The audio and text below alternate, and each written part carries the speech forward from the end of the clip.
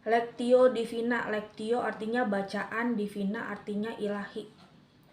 Yang nomor 1 metodenya kan ada beberapa nomor ya. Nomor 1 Lectio artinya kan membaca. Jadi manusia di dunia nyata pasang posisi duduk yang sopan.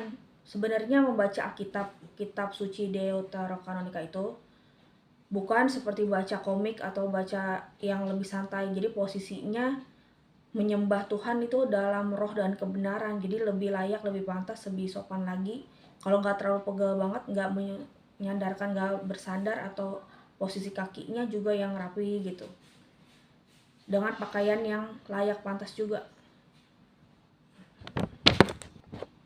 Jadi membacanya katanya sumber dari retret Lembah Karmel, aku pernah ikut waktu itu Lectio Divina ya.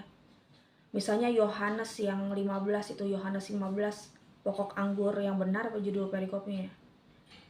Jadi di firmannya itu dibaca lagi pelan-pelan. Kalau misalnya ada satu perikop itu, satu perikop bukan satu ayat ya. Kalau satu perikopnya itu udah dibaca beberapa, ada kata 1, 2, 3 apa kalimat yang menyentuh, jeda dulu, terus seperti dikunyah-kunyah. Kan ada firman Tuhan, manusia hidup bukan dari roti saja, tapi dari setiap firman yang keluar dari mulut Allah. Jadi sebenarnya firman itu makanan bagi roh dan jiwa. Berbahagialah yang lapar dan haus akan kebenaran, karena mereka akan dipuaskan. Jadi manusia dunia nyatanya bukan hanya makan dari fungsi pencernaan biasa, bukan untuk tubuh fisik, tapi untuk menyegarkan jiwa, kepuasan batin rohani gitu. Dibutuhkan bagi kesegaran rohaninya kita firman itu. Sebenarnya kan ada beberapa tahapan Lectio Divina ini, ada beberapa versi ya setelah diedarin, dipercetakan di mana-mana. Sebenarnya sih intinya kayak begitu. Dibaca, dipikir-pikirkan gitu. Dibaca. Terus yang keduanya itu meditasi firman. Jadi kayak atur napas, tarik napas, hening sebentar, atur napas, hening, pikirannya berpusat pada Tuhan. Kalau bisa memejamkan mata. Kalau nggak pakai lagu instrumental rohani juga nggak apa-apa. Tapi kadang-kadang ada yang orang mau pakai lagu instrumental rohani biar cepat terhubung sama Tuhannya, biar dapat inspirasi juga. Apa di ruang adorasi bikin renungannya gitu ya. Terus udah gitu, yang ketiga oratio, berdoa sesuai dengan gerakan hati yang timbul dari Roh Kudus. Dari firman itu apa yang mau disampaikan oleh Tuhan melalui diriku. Yang berikutnya kontemplatio, kontemplasi. Jadi kalau misalnya lebih masuk lagi ke hadirat Tuhannya itu nggak sampai ekstase sih gitu, tapi manusianya berusaha sekali lebih mendekat kepada Tuhan. Katanya ada Opa Alwi itu waktu itu yang pernah koordinator Persekutuan Doa Karismatik Katolik.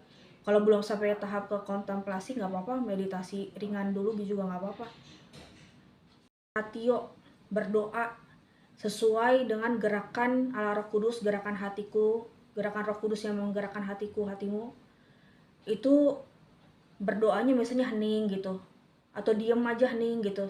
Meditasi firman, sesuai dengan firmannya yang dibaca itu, apa ya Tuhan kira-kira yang mau aku sampaikan sebagai pembawa renungan di video atau di tulisan gitu. Kata-kata yang Tuhan mau sesuai topik itu apa.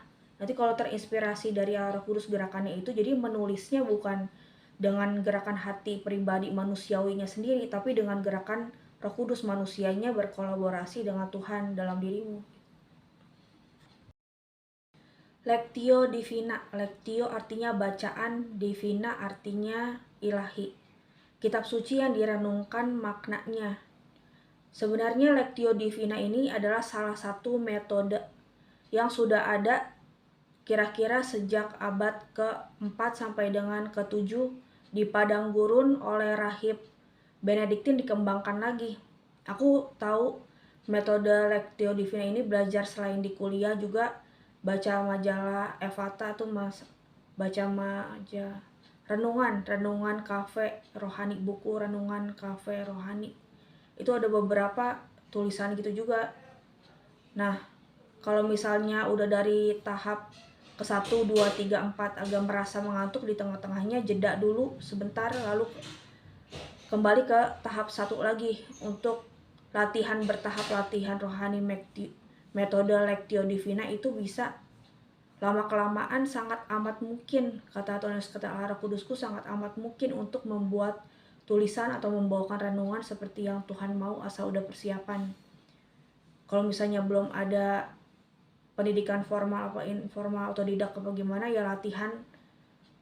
Misalnya untuk ke sekitar nulis renungan gak harus diterbitkan juga untuk memberi kesan pada Tuhan, akunya udah berusaha terampil menulis gitu. Bukan takarannya, patokannya udah layak terbit apa gimana, tapi di dunia nyata minimal bermanfaat bagi sekitar keluarga sendiri atau apa gitu sekitarnya. Kata Allah Roh Kudusku, coba deh metode ini. Allah Roh Kudusku berkata dengan nada antusias, tegas, dan penuh keyakinan.